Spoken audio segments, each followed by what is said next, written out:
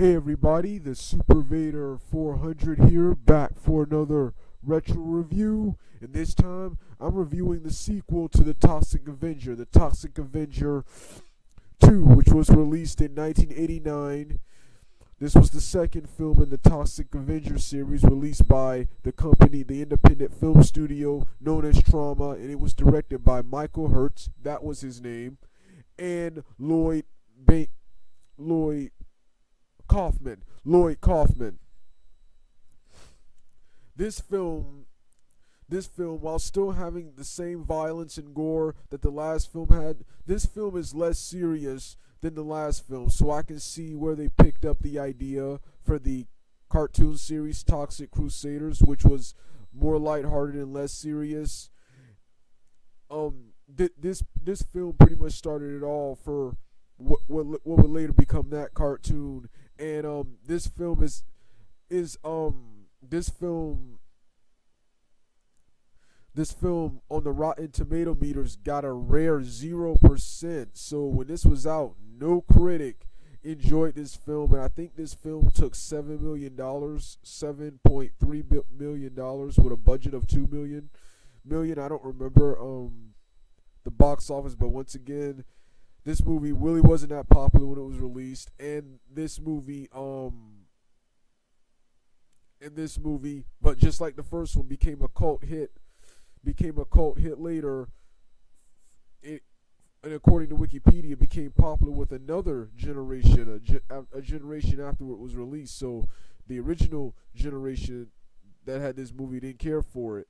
I got to watch this movie thanks to Hulu, and this movie, in my opinion, just like the first one, was awesome. Like I said, this was more lighthearted and comedic than the last one.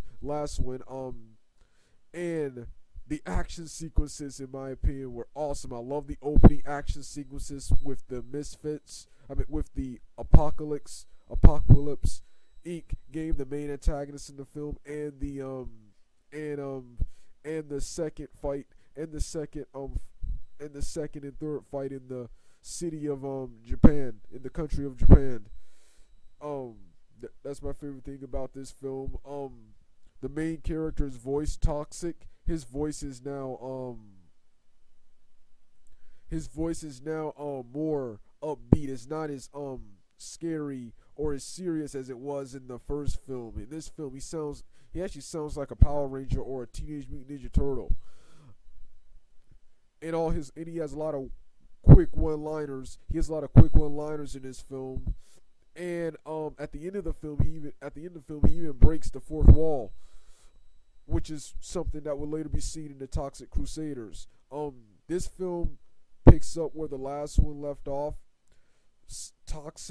In the last film, Toxic pretty much eliminated all evil from the fictional city of Traumaville. So in this film, he now takes care.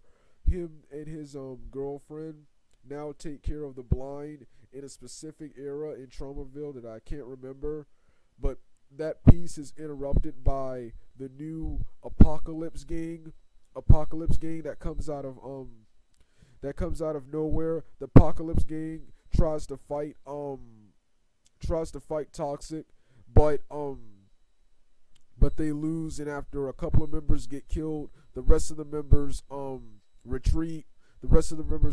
And the Apocalypse Inc. game sends Toxic to Japan so they can take over Traumaville while he's not there. And while he's in Japan, he discovers who he thinks is his long lost father, Big Mac Bunko.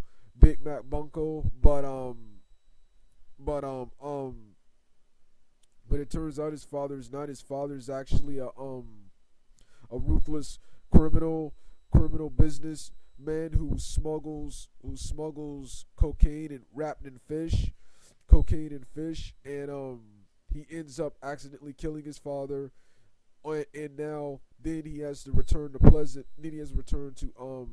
Traumaville to save it from the Apocalypse Inc.